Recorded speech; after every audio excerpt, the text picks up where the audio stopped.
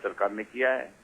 निश्चित रूप से इसमें भी कार्रवाई की जाएगी, मैं आपसे ये वादा कर रहा हूं। और आपने देखा है कि जब हमने कुछ कहा है उसमें कार्रवाई हुई है। जी, बहुत बहुत धन्यवाद आपका रामहंस कुशवाहा जी। प्रदीप माथुर जी बहुत शुक्रिया। अमिताभ जी, संवाद की टिप्पणी। अभी प्रदीप माथुर जी एक बात बता रहे थे, मुझे उत्तर प्रदेश से कांग्रेस के एक मेंबर ऑफ पार्लियामेंट लोकसभा के सदस्य ने कहा, एक दिन अपनी पीड़ा बताई, वो गए थाने तो जो वहां इंचार्ज था वो मेज पर पांव रख के बैठा था। निर्वाचित सांसद खड़ा सामने गया, चेयर पर बैठा, उसने पांव नहीं हटाया मेज से। इतनी अभद्र है पुलिस। ये प्रोटोकॉल है, ये मर्यादा है। किसी पार्टी का सांसद हो, किसी पार्टी का विधायक हो, जनप्रतिनिधि की एक मर्यादा होनी चाहिए ना। मैं फिर कहता हूं, 2007 में उत्पाती कार्यकर्ता और बर्बर दरोगाओं ने समाजवादी पार्टी की सरकार को सत्ता से वानप्रस्थ में भेज दिया था। मैं फिर कहता हूं नौजवान मुख्यमंत्री के लिए, देखिए, नियंत्रण कीजिए, चेतिए। यही लोग सरकार का चेहरा खराब कर देंगे। यही लोग, कुछ आपके उत्पाती और कुछ अभद्र दरोगा, बर्बर दरोगा, जो मृत्यु का उत्सव मनाते हैं, ऐसे पुलिस के कर्मचारी, ऐसे पुलिस के अधिकारी। और उस सरकार का क्या हो जिसमें एक मंत्री हमारे चैनल पर आके बोलते हैं कि दरोगा को हटाने के मामले में मुख्यमंत्री उत्तर प्रदेश संज्ञान लेंगे। आज से पहले कभी सुना क्या गोविंद बल्लभ पंत से लेके आज तक कि सिपाही और दरोगा को लाइन हाजिर करने के लिए, बर्खास्त करने के लिए मुख्यमंत्री संज्ञान ले? अरे ये सीओ के लेवल पर होता है काम, ये एसपी के लेवल पर काम होता है। इसके लिए आईजी, डीआईजी, डीजीपी, एडीजी तक भी नहीं जाती फाइल। उसके लिए मुख्यमंत्री, हुकूमत उत्तर प्रदेश का मालिक, उसको संज्ञान लेना होगा। अगर यह सरकार का चाल चलन है तब तो खुदा खैर करे। तब मैं कहूंगा, महविश मेरी बच्ची, तू अल्लाह से हिफाजत मांग, ये पुलिस तुझे हिफाजत नहीं दे सकती। तू अल्लाह से हिफाजत मांग अपने लिए। ये उत्तर प्रदेश की पुलिस, मेरी बच्ची, तुझे हिफाजत नहीं दे पाएगी। जहां दरोगा को हटाने के लिए मुख्यमंत्री को संज्ञान लेना पड़े और वो संज्ञान लेते भी 72 घंटे बीत जाए और संज्ञान नहीं हो। अरे एसएसपी बुलंदशहर को क्या दिक्कत थी इस दरोगा के खिलाफ केस दर्ज करने में? क्या दिक्कत थी? आज अभी क्या 5 मिनट पहले की घटना है कि संज्ञान लिया जाएगा? कल की घटना है। ADG law and order Arun Kumar को क्या दिक्कत थी इस दरोगा को कि बिल्ले उतारकर इसको बुक करने में? क्या दिक्कत थी? कोई खुदा है दरोगा? लेकिन सवाल ये है, ये दरोगा किसी पावर सेंटर से अटैच्ड होगा, इसीलिए कार्रवाई नहीं। मुश्किल तो वहां है। आज हमारे एक मित्र कह रहे थे कि झांसी में एक दरोगा है जो डीजी से भी ज्यादा शक्तिशाली है।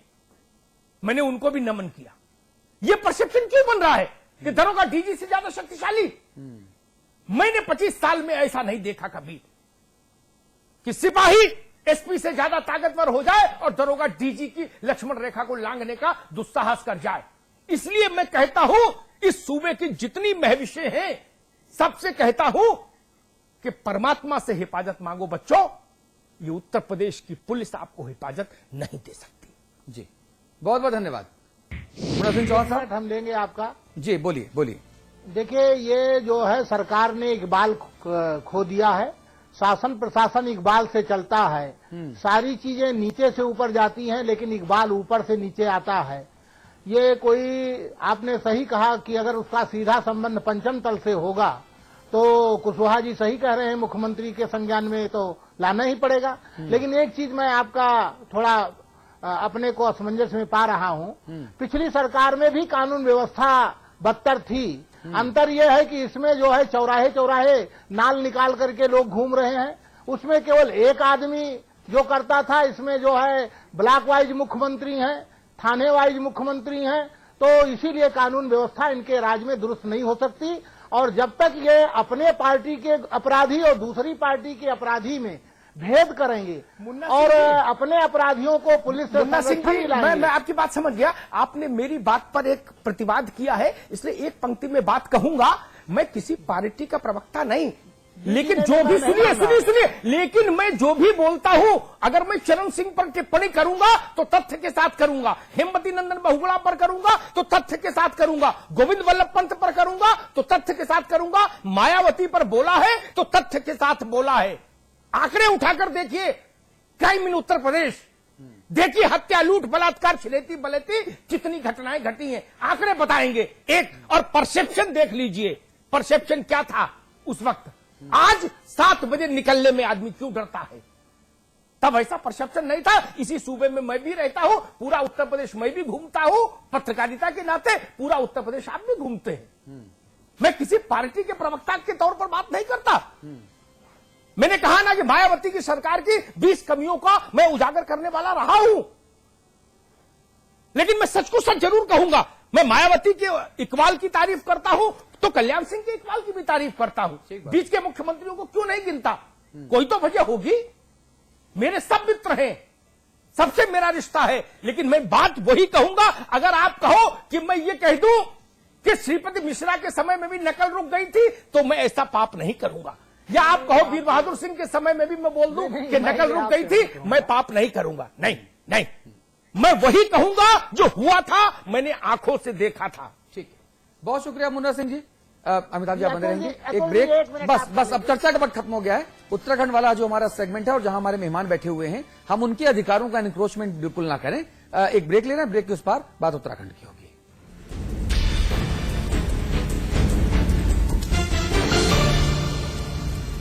अब उत्तर प्रदेश का हर एक छात्र दुनिया से बराबरी करने में सशक्त होगा। उत्तर प्रदेश सरकार ने वादा निभाया, लैपटॉप वितरण योजना शुरू हो गई है। हर इंटर पास छात्र अब इस योजना का लाभ उठा सकता है। सिर्फ लैपटॉप नहीं, यह है बेहतर शिक्षा का साधन।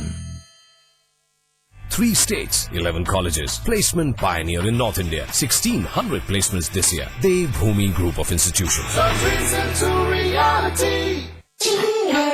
आज ली क्या? And then, interestingly,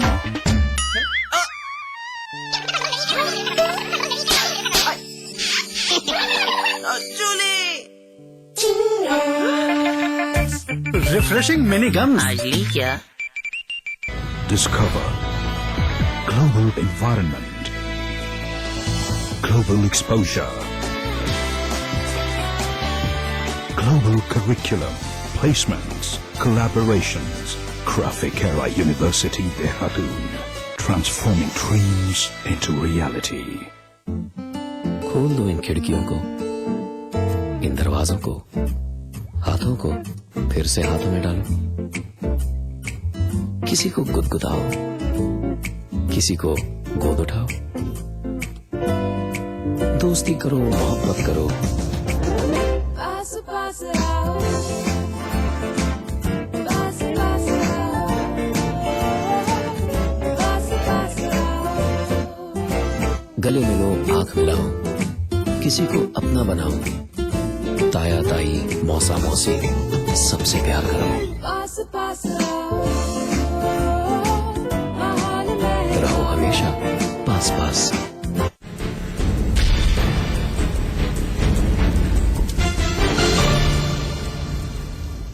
बात उत्तराखंड की करेंगे। बॉलीवुड में अगर खबरों में बने रहना है तो खुद के बारे में ही गॉसिप्स का पिटारा खोलना पड़ता है।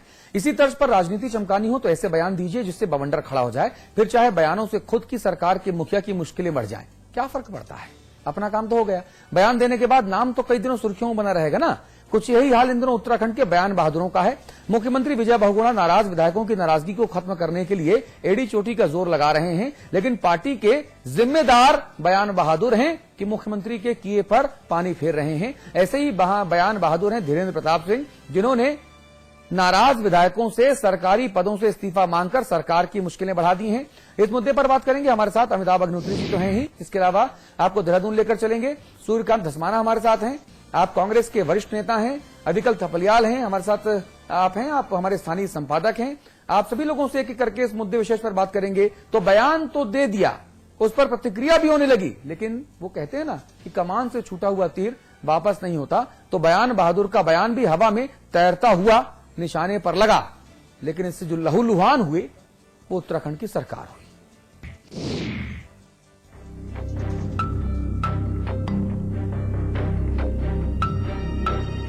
बयान बहादुरों से परेशान है उत्तराखंड के टाइगर। हिरणों के गुट को कब्जे में करने में बयानों का शोर खलल पैदा कर रहा है। मामला क्या है आगे बताएंगे, लेकिन पहले सुनिए ये बयान। ये नैतिकता का तकाजा है।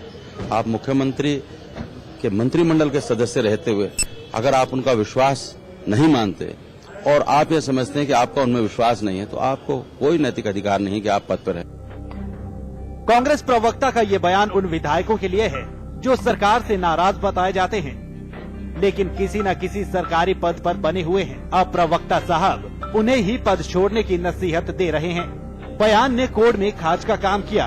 पहले से ही सरकार से नाराजगी, ऊपर से धीरेन्द्र प्रताप जैसे बयान बहादुर का चुभता हुआ बयान, गुस्से को और हवा मिल गई। प्रदेश का प्रवक्ता या इस्तीफे की मांग करता तो निश्चित तौर पे ये जो है प्रदेश का मुखिया का इशारा है। जो प्रदेश कांग्रेस कमेटी के प्रदेश प्रवक्ता का जो बयान आया है कि सम्मानित तीनों विधायक नैतिकता के आधार पर इस्तीफा दें, मैं समझता हूं कि कहीं पे भी उनको ये बात कहने का अधिकार नहीं है। कांग्रेस में इन दिनों हरीश गुट के विधायकों की नाराजगी सबके सामने है। नाराज विधायकों की क्षेत्र में विकास कार्यों में तेजी लाने की मांग है।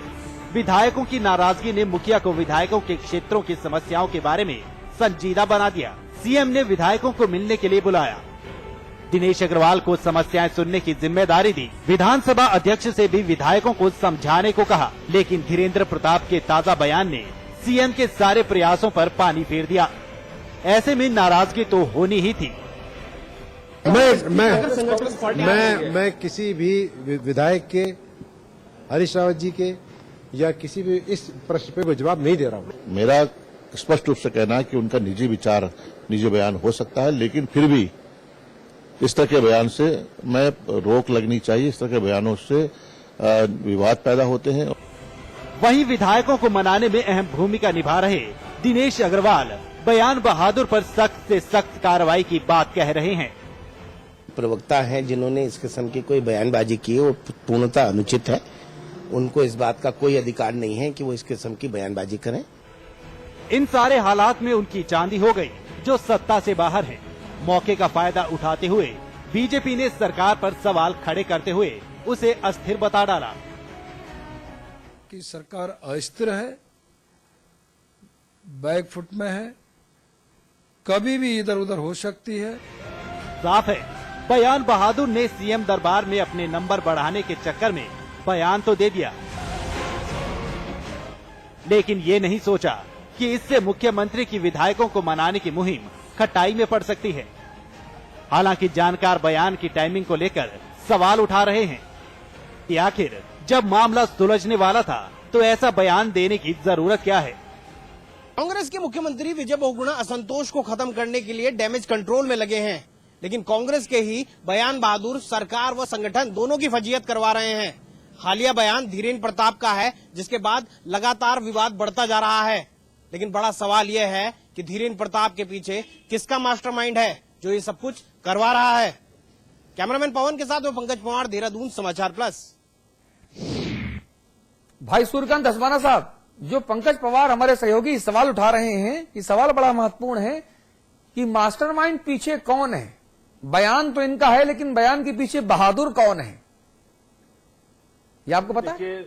माननीय मुख्यमंत्री जी और माननीय प्रदेश अध्यक्ष जी दोनों इस बात को स्पष्ट कर चुके हैं कि धीरेन्द्र जी का ये निजी विचार है और पार्टी के अंदर निजी विचार किसी को रखने की स्वतंत्रता उसकी। तो निजी विचार कमरे में आपके कान में बोलो तो ठीक है ना।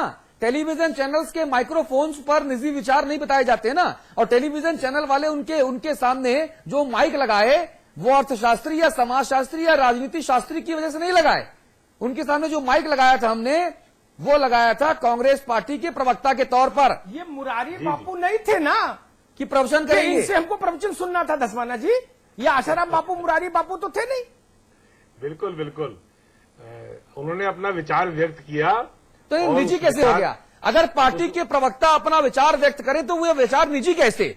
मतलब ये अच्छा ना मीठा गप कर लिया, कड़वा थू कर लिया, ऐसे नहीं होगा ना। पिक एंड चूज नहीं होगा ना भाई साहब।